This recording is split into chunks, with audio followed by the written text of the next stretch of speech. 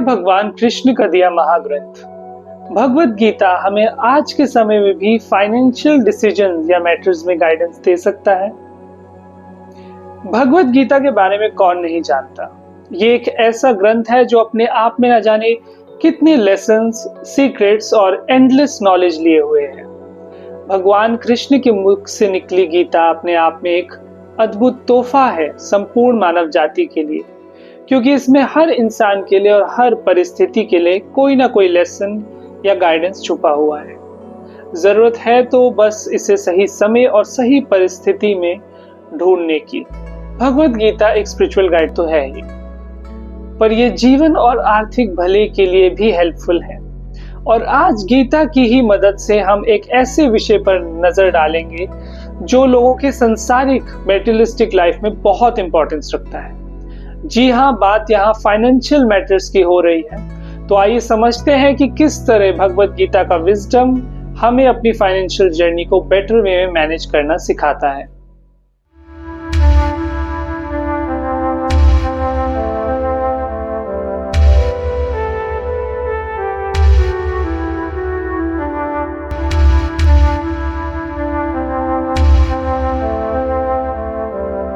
Lesson 1, परिणामों से अलग होकर काम करें। चैप्टर 2 वर्स 47, काम करने का अधिकार तुम्हारा है परंतु उसके फलों में नहीं। यहाँ पर भगवान कृष्ण हमें कहते हैं कि अपने कर्म पर ध्यान दो बिना किसी डिफाइंड रिजल्ट की उम्मीद की। ये लेसन उन लोगों के लिए खास तौर पर काफी इंपॉर्टेंस रख सकता है जो इन्वेस्टमेंट्स करते हैं या नया बिजनेस खोल रहे हैं। हमारे जीवन में कई बार ऐसे मौके आते हैं जहां हम अपना बेस्ट तो देते हैं, पर हमारे साथ हमेशा क्या होगा, कितना होगा जैसे विचार चलते रहते हैं, जो कहीं ना कहीं हमारी एनर्जीज और एफिशिएंसीज को इफेक्ट करते हैं और हमें उतना एफर्ट नहीं डालने देते जितना हमें पोटेंशियल है। ऐसे में लेसन दोस्तों बहुत इंपॉर्टेंट है कि काम करो और फल की चिंता मत करो। अपनी फाइनेंशियल जर्नी में कुछ भी किया हो, बस आपको इतना करना है कि आप अपनी तरफ से पूरी ऑनेस्टी और हार्ड वर्क डालें और फिर सब्र रखें अपने रिजल्ट्स को भगवान और यूनिवर्स पर छोड़कर। फॉर एग्जाम्पल, आपने अभी ही अगर एक बिजनेस शुरू किया है और उसको सक्सेसफुल होने में टाइम लग रहा है, तो कुछ ही समय में आप शायद रेस्टलेस हो जाएं और सोचने लगे कि आपको कुछ और कर लेना चाहिए था या कुछ और बेटर ऑप्शन कर लेना चाहिए था।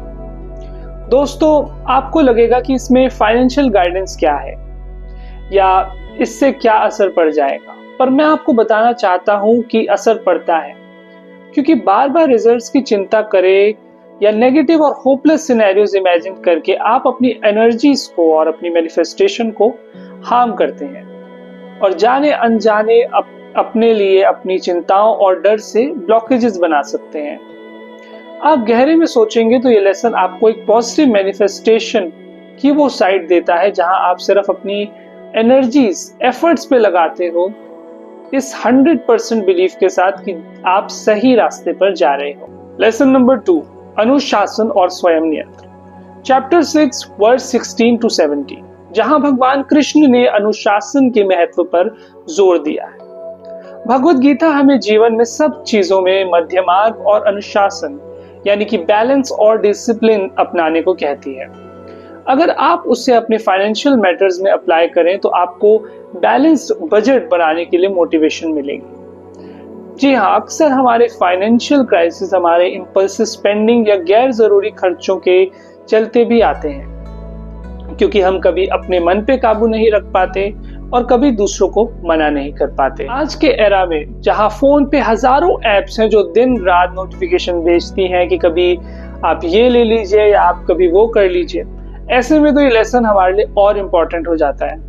अगर आप अपनी फाइनेंसेस को बैलेंस्ड वे में मैनेज करते हैं, अननेसेसरी एक्सपेंसेस करने से बचते हैं एंड शो ऑफ जैसी चीजों के चक्कर में नहीं पड़ते, तो आप अपनी फाइनेंसेस के साथ काफी पॉजिटिव कनेक्शन बना सकते हैं और ऐसी एनर्जीज क्रिएट कर सकते हैं जो अबंडेंस अट्रैक्ट करेंगी। लेसन नंबर 3, धन की अनित्यता, the impermanence of wealth. Chapter 2 verse 14, सुख और दुख मौसम की तरह आते हैं, इन्हें बिना लगाव के सहे। गीता का ये लेसन याद दिलाता है कि संसारिक संपत्ति स्थिर, स्टेबल और परमानेंट नहीं होती। ये हमेशा बदलती रहती है, जैसे कि हमारे फाइनेंशियल स्टेटस या पोजीशन कभी अप एंड डाउन हो सकती है, क्योंकि समय हमेशा एक जैसा नहीं रहता। ये वो लेसन है जो आपको अच्छे और बुरे दोनों तरह के समय में हिम्मत देता है। अगर आप ये जानते हैं और समझते हैं कि फाइनेंशियल मैटर्स में उतार चढ़ाव होता रहता है, तो इसके लिए आप सेविंग्स के तौर पर अपनी तैयारी रखें, ताकि मुश्किल समय में आप हिम्मत और पॉजिटिवली अच्छे समय का इंतजार कर सकें। इसके अलावा आप अपनी सेल्फ वर्थ को अपने फाइनेंशियल स्टेटस से ना बांधें या जोड़ें, क्योंकि ये चीजें ऊपर नीचे होती रहती हैं, और अगर आप उनके हिसाब से खुद को आंकेंगे तो आप खुद पर बहुत डाउट करने लगेंगे, जिससे आपका मोरल डाउन होगा और आप डिमोटिवेटेड होंगे। आपको बस इतना करना है कि इमरजेंसी फंड्स बनाएं, इन्वेस्टमेंट्स को डाइवर्सिफाई करें और एक लॉन्ग टर्म विजन रखें, ताकि सिचुएशन चाहे अप हो या डाउन, आप हमेशा तैयार हों। लेसन नंबर 4, कर्तव्य और सेवा। Chapter 3 verse 35। अपने कर्तव्य को असंपूर्ण रूप से करना दूसरों के कर्तव्य को संपूर्ण रूप से करने से बेहतर है। फाइनेंसेस हम सबके लिए बहुत इंपॉर्टेंट है एक अच्छी लाइफ जीने के लिए, पर पैसा सिर्फ हमें लाइफ एंजॉय करने के लिए या अपने बारे में सोचने के लिए नहीं मिलता, बल्कि यह हमें कुछ जिम्मेदारियों को पूरा करने के लिए भी मिलता है। इसलिए बहुत जरूरी कि आप वही रास्ता चुने जो आपको परमात्मा ने दिखाया है, और ज्यादा पैसा या सफलता पाने के बाद आप दूसरों के दिखाए उन रास्तों पर ना चलें जो आपके स्किल्स या वैल्यूज से मैच ना करता हो। फॉर एग्जाम्पल, एक आदमी ने फूड बिजनेस खोला जहां उसने काफी सक्सेस पाई। इस फूड बिजनेस में उसने बहुत सारे एम्प्लॉयज को भी रखा और टाइम टू टाइम वो फ्री फूड या लंगर जैसी सर्विस भी देता था, जिससे उसके बहुत अच्छे कर्म भी बनते थे। तो अब ऐसा होता है कि इस आदमी ने इस फील्ड में बहुत सक्सेस और बहुत पैसा पाया, और इसको ही देखते इसके कुछ दोस्तों ने इसे सजेस्ट किया कि एक बहुत हाई एंड बार खोल ले, और ये एडवाइस फॉलो करके उसने अपना ये बिजनेस बंद कर दिया।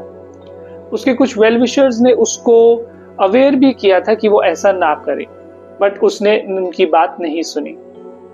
उसने हाई एंड बार खोल तो लिया, बट कुछ ही टाइम बाद ना तो वो बार बहुत अच्छे से चला और ना ही वो खुद उसमें बहुत ज्यादा सेटिस्फेक्शन पा पाया। ऐसा इसलिए हुआ क्योंकि वो फूड बिजनेस उसकी रियल कॉलिंग था, और दूसरा बिजनेस सिर्फ उसके दोस्तों का एक रैंडम सजेशन। यहाँ से ये सीख बहुत जरूरी है कि फाइनेंशियल गोल्स को अपनी वैल्यूज के साथ अलाइन करने का अपना ही एक बहुत महत्व होता है, क्योंकि ये चीजें कोरिलेटेड है।